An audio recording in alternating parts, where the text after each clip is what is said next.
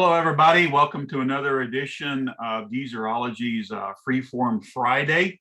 Today, Scott is going to be bringing you his impressions of the debut album of the very interesting but very enigmatic band Blue Oyster Cult.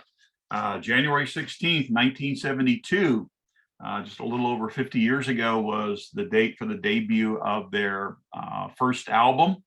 And this band is still going to today, having released their newest album, The Symbol Remains, in 2020. This, like I said earlier, this is an interesting group. They have some unique song material and such, and Scott's going to give us his impression of that debut album. So, Scott, take it away, buddy. Thanks, Bob. Appreciate that introduction. Yeah, Blue Oyster Cult's self-titled debut album came out 50 years and several days ago in 1972. And my first thought on this is that Blue Oyster Cult just doesn't, to me, feel like a band that was around at that time. I'm still having a hard time resolving that, because they feel to me more like a mid-70s or late 70s hard rock band than a 1972 band. So I think maybe because of that, you could call them ahead of their time, because they put out this record that sounded like something that came out of the mid-70s that came out in 1972. But anyway, I think probably what happened here, why I get that impression, is that this album, their second album, didn't do very well, and it took them a while to get a foothold into the culture. And it was their third album that came out in 1974. I'm sorry, in 1974, called Secret Treaties, which that was really the first hit album that they had, the first one that really made some noise commercially. And then it wasn't until 1976 when they really hit it big with Agents of Fortune, their fourth album, and their infamous single Don't Fear the Reaper, which as we all know featured a pretty good cowbell by Ellen Lanier in that song. But anyway, that was in 1976, 4 years after this debut album. So that's probably why I get that feeling that this was a little bit ahead of its time, because it did take them a while to get going. I remember I did purchase this album not too long after it was released in 72. I don't remember specifically when, but I did spend some time with it back in the day. Became fairly familiar with it. I remembered it, but I put it away. I didn't spend too much time with it over a few decades. And it was just 4 or 5 years ago when I rediscovered this album on streaming. And for some reason, this thing, all of a sudden, it grabbed me. And I've become a big fan of this album in the last few years. And it's become one of my go-to albums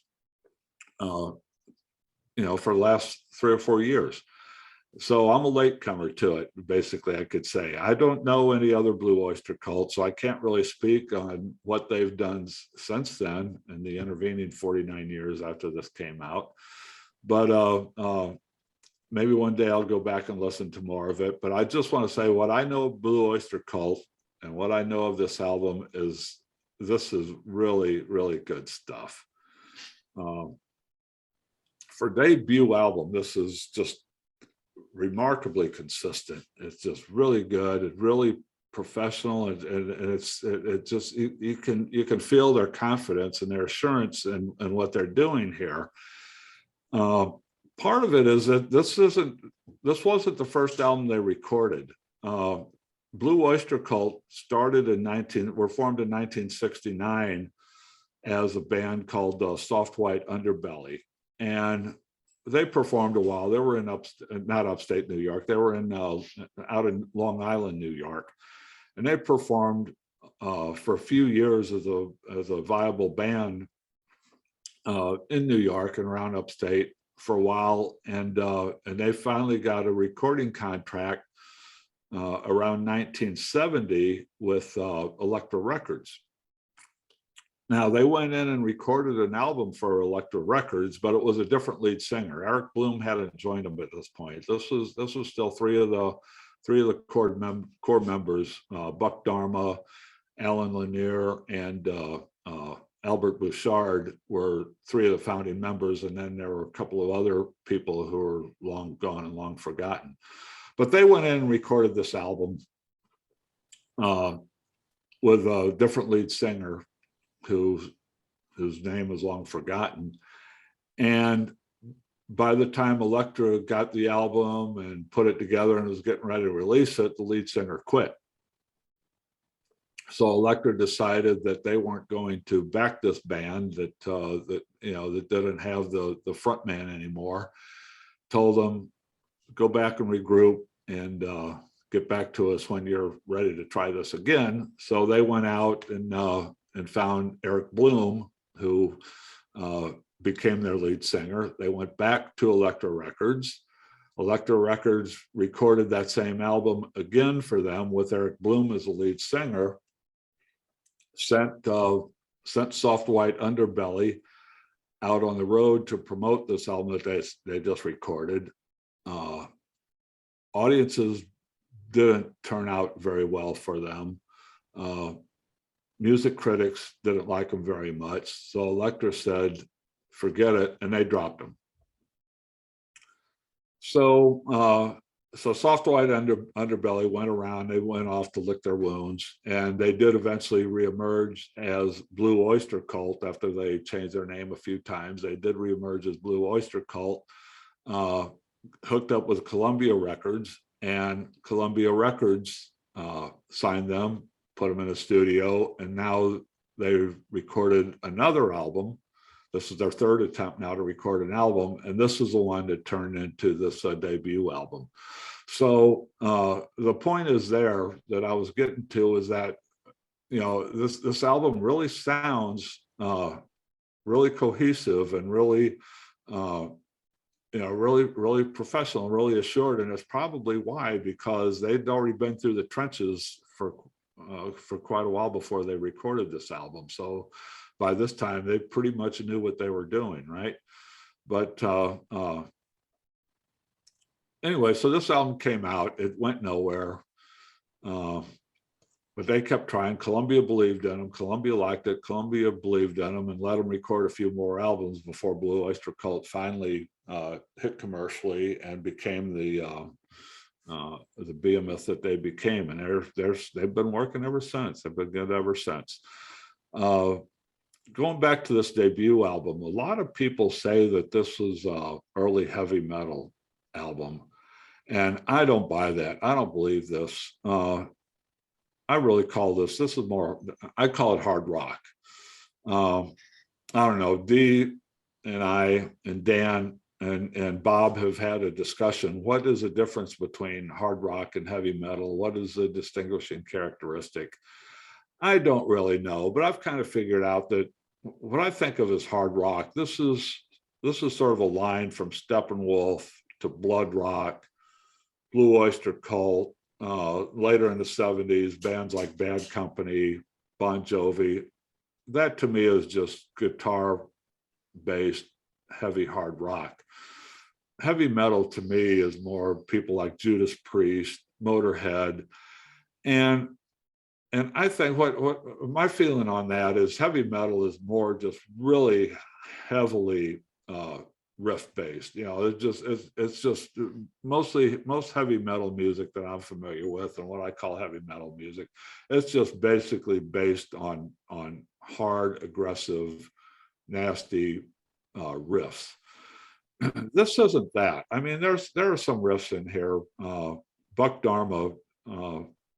Donald Rosser is his real name. He's a lead guitar player here, and he gets off some pretty good riffs. But the album isn't built around riffs. Their music isn't built around these riffs. There's some good guitar leads and things like that, but it's more of an ensemble piece here, more than a heavy metal. Heavy metal usually has a big, loud front man and a big loud guitar player, and it's all built around that. This is more of an ensemble. What I think Blue Oyster Cult brought to the heavy metal world was more their stage presence than anything else. If you go back and look at some of the videos from the 70s from these days, you get the feeling. And I saw Blue Oyster Cult back probably about the mid 70s. I saw them as a warm-up band to somebody. I don't even remember who the headliner was. I just know that I did not go to a concert specifically to see Blue Oyster Cult. They just happened to be there when I was there. So, but I did get a taste of their stage show back in the day. And what I remember from that and what I see in these videos is that on stage, they had this sort of distinctly sinister vibe about them. I mean, it was a menace. They were a menacing presence on stage. A little bit of evil. I don't know what it was, but it's just this foreboding thing. I just remember that it scared the shit out of me when I saw it. And I can't specifically remember what it was. It was just a feeling that I had from their presence. And maybe that, I mean, that was pretty early in the evolution of heavy metal. So maybe that whole vibe and feeling about their stage presence, and you can hear it in a little bit of their music, I guess. Maybe that's what kind of got ported over into the heavy metal movement.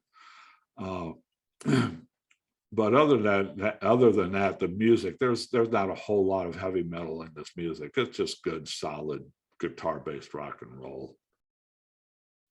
But anyway, all that experience that they had with Elektra Records and all that, it really shows here. This is an ensemble in every sense of the word. There's no lead singer here. Eric Bloom is identified as the lead singer of Blue Oyster Cult, but he only sings about half the tracks here. 3 or 4 other people in the band take their turns as a lead singer, so there's a little different sound in the vocals. And if you look at the credits on this, on the songwriting credits, every song, there are about 4 or 5 different credited songwriters. There are 2 credited producers on this album. There's a credited associate producer on this album. There are 2 engineers credited on this album. That's a lot of cooks. That's a lot of cooks in this kitchen. And usually when you hear that, when you see that, it's a recipe for disaster. It's like, who's the visionary here? Who's the leader? Who's that? I mean, we don't know. From listening to this music, there's no central character in this music. It's like I say, it's a full band effort. You know, with all these people in the background, I mean, who's guiding the ship? We don't know that. We don't know that from the credits. So the only thing, I mean, insiders would know this, obviously, but we don't know that as in the public. So there's no really one person who's the focal point of this band. And usually that's just, that's just a recipe for disaster. It's like, whose vision is this, whatever.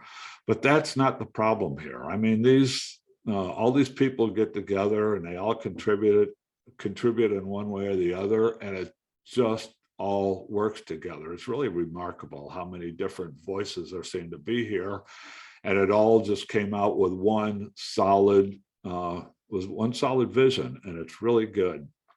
I can't think of a similar case on this, because usually if you see something like that where there's a bunch of different producers or something like that, usually that's a compilation album, or usually it's just a disaster of an album. And this one certainly seemed like it would have the potential for that, but it's not. It works really well together. This is a great album. I don't know why it was overlooked when it came out. People now, people who are Blue Oyster Cult fans now, look back on this and consider it an important album in their history, and it was very good. But at the time, it was overlooked. I don't know why. Maybe it was because it was ahead of its time, and people weren't ready to listen to this stuff at the time. I mean, this was a time when prog rock was becoming a thing, and glam rock was becoming a thing, and maybe this was just like I don't know if the people thought this was old hat at the time or new stuff at the time, but it just wasn't a piece of its time, I guess is the point. And it was overlooked, and I overlooked it. I know I overlooked it for 30 years until I got onto it. And now it's like, and now I love this album. It's just really, really good. And I would highly recommend it if you're any kind of a fan of hard rock, of guitar, rock and roll. This would be a good album for you. A bunch of highlights, no lowlights, no filler on this album. It's just all good rock and roll. Some good, great guitar work in here, some great keyboard work on here. The Bouchard brothers, Alan on drums and Joe on bass, are just a great, tight, solid rhythm section. It all works really well, and it's all very good. Take my advice. Go listen to this album. Okay, Bob, over to you. All right, Scotty, thank you for that very illuminating review of Blue Oyster Cult's debut album. This is a really interesting band, folks, and you need to check them out. Very eclectic material. I mean, on this album, they sing songs about the Hells Angels band at Altamont, about Canadian Mounted Police chasing their suspect. On a follow-up album, they did a song about the ME-262, the German jet fighter from World War II. So they have some very interesting material, and they're definitely worth checking out. And as far as checking out stuff, please be sure to check out our YouTube videos from Geezerology. On Wednesdays, we have an expanded version where the three of us, Scott, Dan, and I, get together and talk about stuff. And then we have our shorter Freeform Fridays where we talk about music, books, movies, whatever cultural thing that we find interesting. So thank you for giving us your time, and we appreciate it very much. And until next time, take care. Thanks, everybody.